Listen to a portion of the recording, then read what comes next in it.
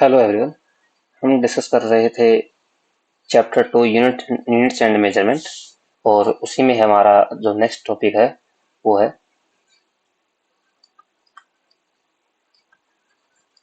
Concept of mass, length and time. हमको ये तीन चीज़ों के बारे में पता करना है, इनकी डेफिनेशन पढ़नी है, और डिटेल में इनके बारे में हम आगे जब फंडामेंटल यूनिट पढ़ेंगे तब हम इनको डिस्कस करेंगे। तो सबसे पहले ये देखते हैं कि मास की डेफिनेशन क्या है। Mass, it is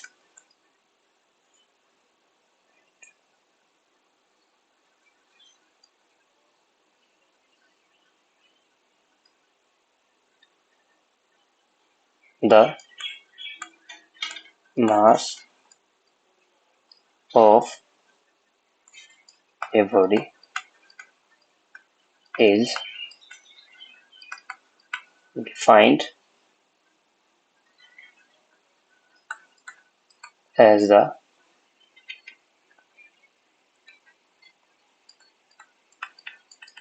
quantity of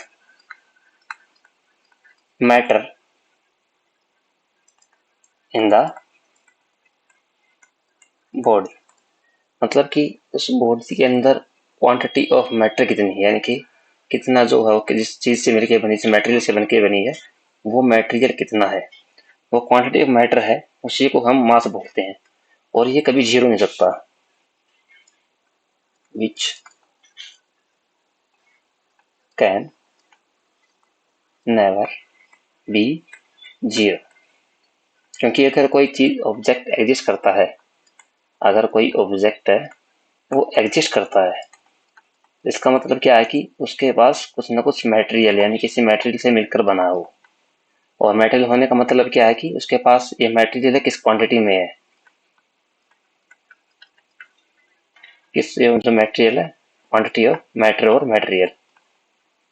और तो उसके पास कुछ ना कुछ क्वांटिटी होगी, वही उसका मास है। और जो मोस्ट कॉमन यूनिट हम यूज करते हैं मास की, वो है आपकी केजी। इसके अलावा भी यूनिट है, ग्राम है,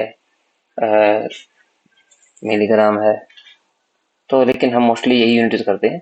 जो मोस्ट कॉमन यूनिट है वो केजी, किलोग्राम है। इसके बाद है लेंथ। लेंथ, तो इसकी डेफिनेशन लिखते हैं, the length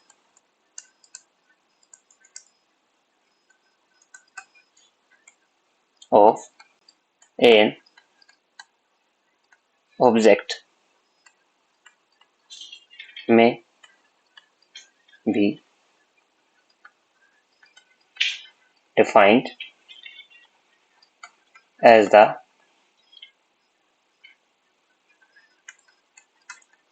distance of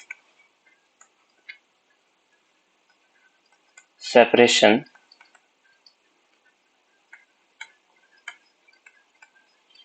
between any two points at the extreme end of the object। इसका मतलब है जो जो लेंथ है वो किसी भी ऑब्जेक्ट के जो एक्सट्रीम एंड होते हैं उनके बीच की जो डिस्टेंस है। मान लीजिए मेरे पास, मैं एक वुडन ब्लॉक ले लेता हूँ, ये कोई वुडन ब्लॉक है, तो अगर मुझसे पूछे कि इसकी लेंथ कितनी है, तो इसके एक्सट्रीम एंड मतलब कि ये इसका एक्सट्रीम एंड हो गया एक, और दूसरा इसका एक्सट्रीम एंड ये हो गया, तो इसके बीच की जो डिस्टेंस है इसको हम बोलते हैं लेंथ।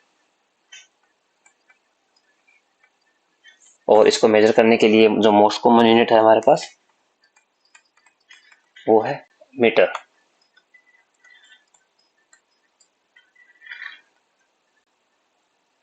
तो किस कोई भी ऑब्जेक्ट उठा लीजिए आप, मान लीजिए मैं कोई और ऑब्जेक्ट ले लेता हूँ, जैसे ये है, तो इसके जो एक्सट्रीम एंड है तो इनकी जो एक्सट्रीम एंड के बीच की जो दूरी है, इसी को हम क्या बोलते हैं, लेंथ। यानी कि किसी की चीज की भी हमें अगर मेजर करनी है तो हमें लेंथ की जरूरत पड़ेगी, और वो इन टर्म्स ऑफ हम मीटर, किलोमीटर, इन सब में रिप्रेजेंट कर सकते हैं, लेकिन जो मोस्ट कॉमन यूनिट आपकी वो है मीटर। और इसके बाद जो है नेक्स्ट पॉइंट है वो आपका time.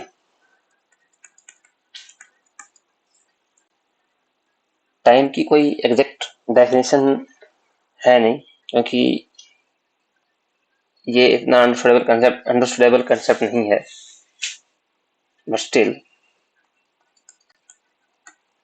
Time is a measure of duration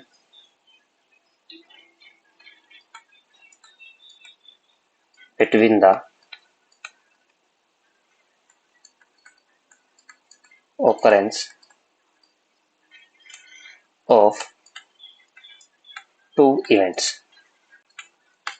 यानी जो टाइम है, कोई भी जो घटना हो रही है, कोई घटना घट रही है, तो आपने उसका एक इनिशियल पॉइंट मेजर कर लिया और कुछ ड्यूरेशन के बाद आपने दूसरा पॉइंट मेजर कर लिया, तो वो इस दौरान मतलब जिस टाइम में मतलब वो घटना घट रही है, मतलब कि जो ड्यूरेशन है इन इवेंट्स के बीच में, ये इवेंट है पहले हुआ है, ये इवेंट है बाद में हुआ है, तो इसके बीच में जो भी आपका ड्यूरेशन है उसी को हम टाइम बोलते हैं।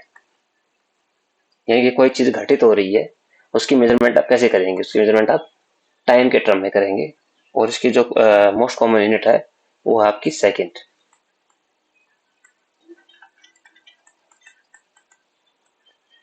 इसके अलावा मिनट, आवर, ये सब इसकी यूनिट्स हैं, लेकिन जो मोस्ट कॉमन यूनिट हम यूज करते हैं वो सेकेंड है।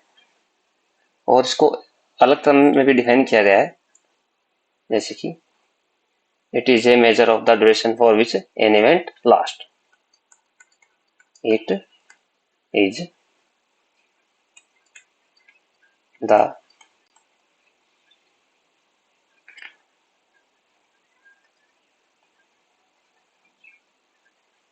It is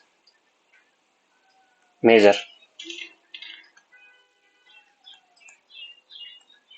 of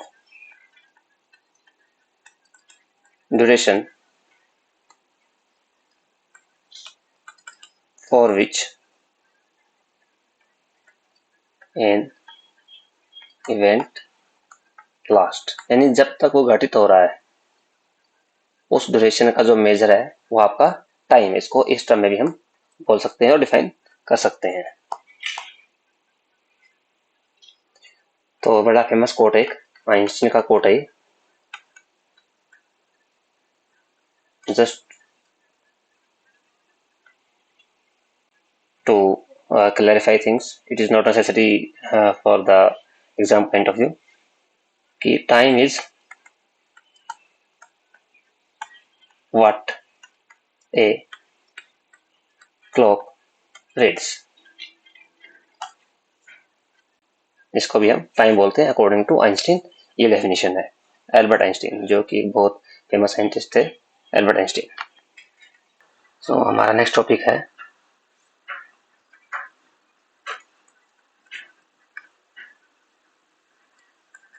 fundamental and derived units. इनको डिफाइन करने से पहले हमें एक चीज क्लियर कर लेनी चाहिए कि हमारे पास जो फिजिकल क्वांटिटीज है, हमारे पास जो फिजिकल क्वांटिटीज हैं वो क्या है, very large in number.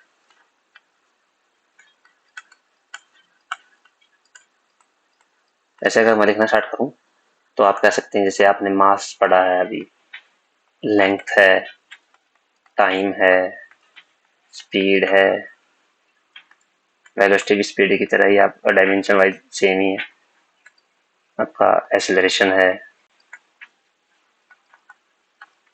Force है, हमारे पास एनर्जी है और पावर है। अगर हम इनको लिखते चले जाएं तो बहुत लार्ज नंबर ऑफ यूनिट्स हमारे पास हैं। लेकिन ऐसा नहीं है कि इनके मतलब हमारे पास large number of physical quantities है, पर ऐसा नहीं है कि इन सब के लिए हम अलग अलग यूनिट डिफाइन करेंगे।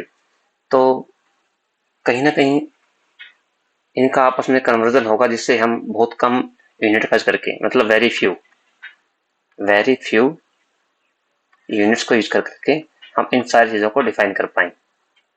इसके लिए हम क्या करेंगे, जो 3 यूनिट है, ये बेसिक यूनिट है, मास, length and time.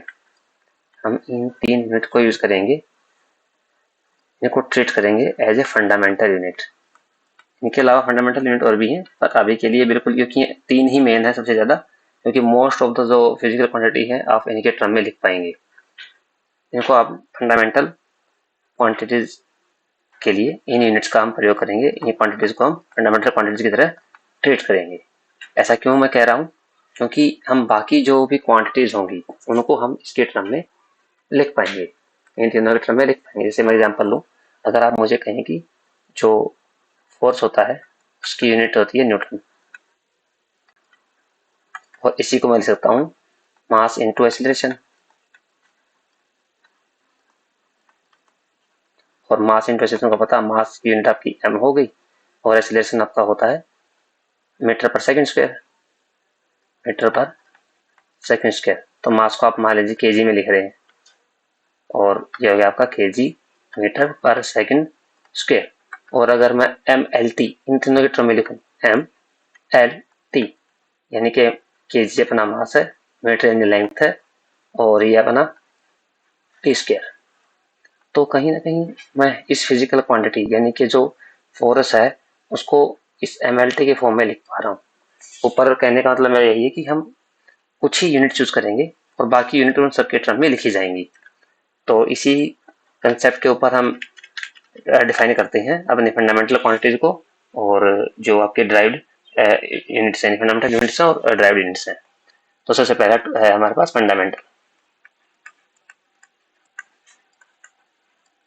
Fundamental units. हमें इसका कंसेप्ट समझ में आ गया, बस हमें इसको डिफाइन करना है। तो जो फंडामेंटल यूनिट है,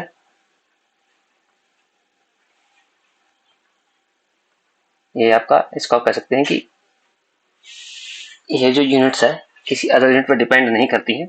और हमें हमने अभी जो बताया, the units of measurement of length, mass and time are called base units और fundamental units.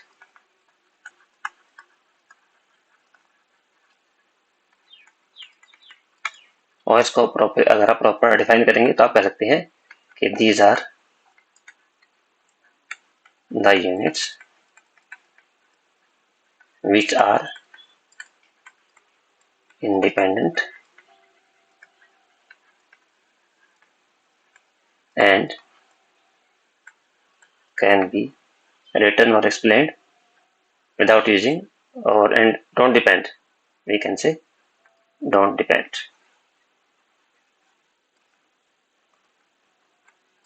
do not depend on other units,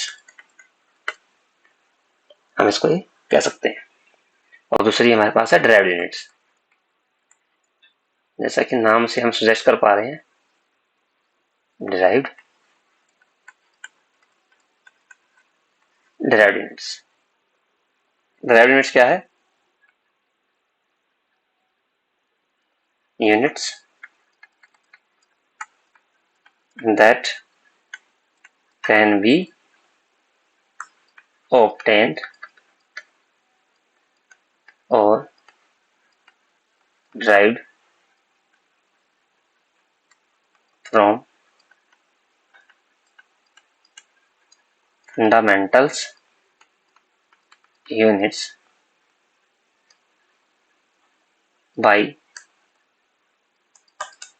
stable multiplication division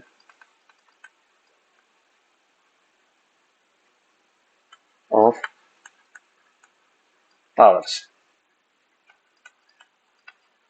are called derived units. So ये आपकी होगी derived units. derived units का example already हम discuss कर चुके हैं force. इसके अलावा हम यूज कर सकते हैं जैसे स्पीड है. बड़ा सिंपल एग्जांपल है जो होता है डिस्टेंस बाय टाइम. हमारे पास फिजिकल क्वांटिटी स्पीड है पर हम इसको इन फिजिकल क्वांटिटी के टर्म में डिफाइन कर रहे हैं और इनकी ही यूनिट हम यूज करेंगे. डिस्टेंस आपका होगा लेंथ यानी कि मीटर, टाइम आपका होगा सेकंड, तो ये होगा आपका मीटर पर सेकंड. ये स्पीड की कोई ना तो एम स्पीड की यूनिट है ना एस स्पीड की यूनिट है. स्पीड की यूनिट है मीटर पर सेकंड, यानी कि हम स्पीड को इनकी इस यूनिट के टर्म में हम एक्सप्लेन कर पा रहे हैं. और उसके बाद हमारा नेक्स्ट टॉपिक है चॉइस ऑफ स्टैंडर्ड यूनिट.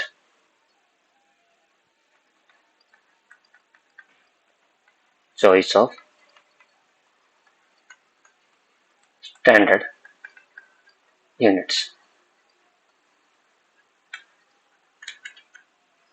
ये हमने चॉइस ऑफ जो हमने फिजिकल यूनिट था वैसे तो हमने उसमें पढ़ लिया, फिर भी इसको एक बार डिस्कस कर लेते हैं. ऑलमोस्ट सेम पॉइंट है, सेम कंसेप्ट है. तो चॉइस ऑफ स्टैंडर्ड यानी कि स्टैंडर्ड यूनिट की इसेंशियल रिक्वायरमेंट क्या क्या है. Essential requirements for a stable standard unit.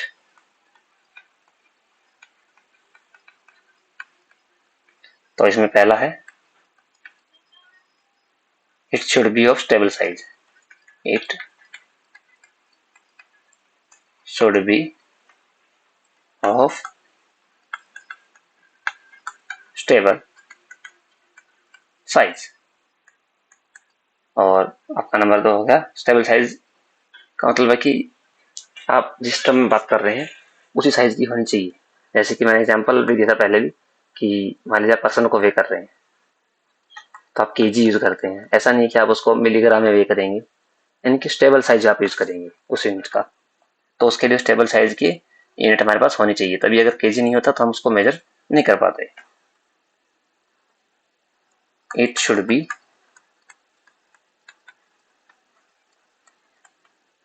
Accurately defined. ये भी पॉइंट बिल्कुल सही है कि ये it should be accurately defined, यानी कि 1 kg एग्जैक्टली कितना होता है इसका स्टैंडर्ड हमारे पास होना चाहिए, जो कि हमारे पास स्टैंडर्ड है और इंटरनेशनली एक्सेप्टेड स्टैंडर्ड हमारे पास इस चीज के लिए है. और it should be easily accessible. It should be easily accessible, यानी कि हर पर्सन इसको इजीली एक्सेस कर पाए, इसका यूज कर पाए, वो ज्यादा जरूरी है. ये आपके कन्वेंट के लिए होता है कि आप मान लीजिए कम्युनिकेट कर रहे हैं, आप किसी को कम्युनिकेट करके बता रहे हैं कि मेरी मेजरमेंट ये है. आप दूसरे बंदे को तभी बता पाएंगे जब ये यूनिट इसके पास एक्सेसिबल है और इसके पास एक्सेसिबल है, यानी उसको भी इसके बारे में पता है, इसके बारे में जान सकता है, इसका यूज कर सकता है और ये पर्सन भी इसके बारे में पता कर सकता है. तो तभी वो दूसरे को बता पाएंगे कि हाँ ये इतना अगर वे करें तो इसका वेट इतना है, या फिर इसकी लेंथ मेजर करें तो ये लेंथ इतनी है. और इजीली रिप्रोड्यूसिबल. इजीली रिप्रोड्यूसिबल, आप यूनिट का कितनी बार यूज कर सकते हैं, आपको हमेशा हर बार सेम चीज सेम रिजल्ट ही मिलेगा. ऐसा नहीं है कि आप ड्यूरिंग योर स्टडीज आप पढ़ेंगे, आप 11th में पढ़ रहे हैं या 12th में पढ़ रहे हैं तो आप उनका मीनिंग, ऐसा नहीं कि मीनिंग चेंज हो जाएगा. जो आपका मास है किलोग्राम के टर्म में है या लेंथ है जो मीट्रिक टर्म में, उनका जो आपका मीनिंग है वो कभी चेंज नहीं होगा, यानी कि आप उन डाटा को बार बार रिप्रोड्यूस कर सकते हैं. तो इसके अलावा है it should not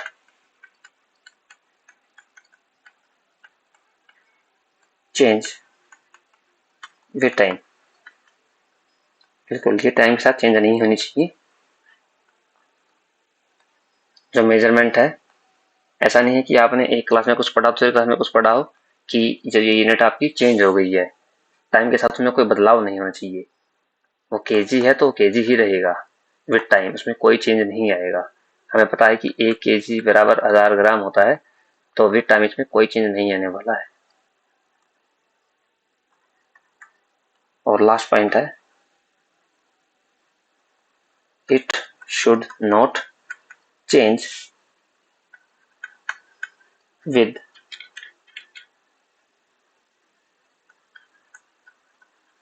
change of physical condition like temperature, pressure, etc. यानी कि टेम्परेचर प्रेशर का इन यूनिट पे कोई फर्क नहीं पड़ना चाहिए। अगर टेम्परेचर और प्रेशर के साथ अगर आपकी यूनिट चेंज होती है तो वो ना तो इंटरनेशनल एक्सेप्ट की जाएगी, ना ही वो एक स्टैंडर्ड की तरह काम कर पाएगी। जैसे कि आप कह रहे हैं कि 1 मीटर है, तो 1 मीटर एक स्टैंडर्ड है, ये टेम्परेचर प्रेशर के साथ चेंज नहीं होगा।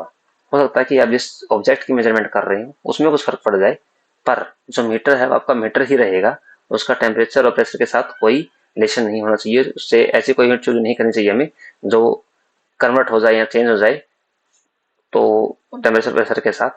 तो ऐसी यूनिट हम जो चॉइस है उसकी यूनिट की हम चॉइस नहीं कर सकते हैं। वो unit irrespective of temperature and pressure आपकी जो है चेंज नहीं होनी चाहिए, वो ऐसी रहनी चाहिए।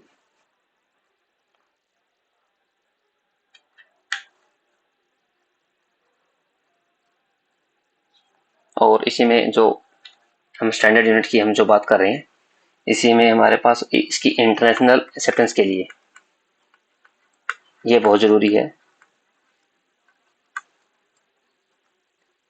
कि स्टैंडर्ड यूनिट जो है एक्सेप्टेंस, इसकी इंटरनेशनल एक्सेप्टेंस होनी चाहिए, ये मस्ट है।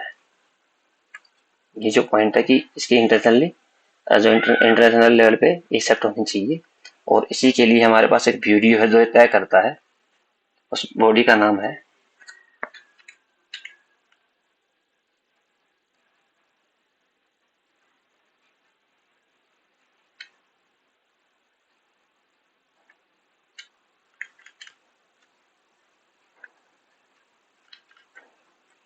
इसमें जो इन सब के ध्यान रखता है चीजों का, उसका नाम है general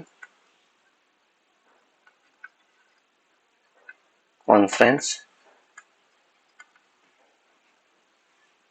of weights and measure, ये उसका नाम है।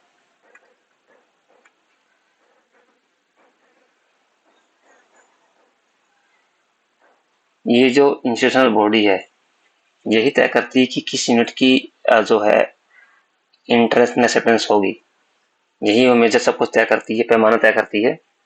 इसके पास अथॉरिटी है जो इंटरनेशनल लेवल पे सब लोग एग्री करते हैं कि एक यूनिट कैसे डिफाइन की जाएगी।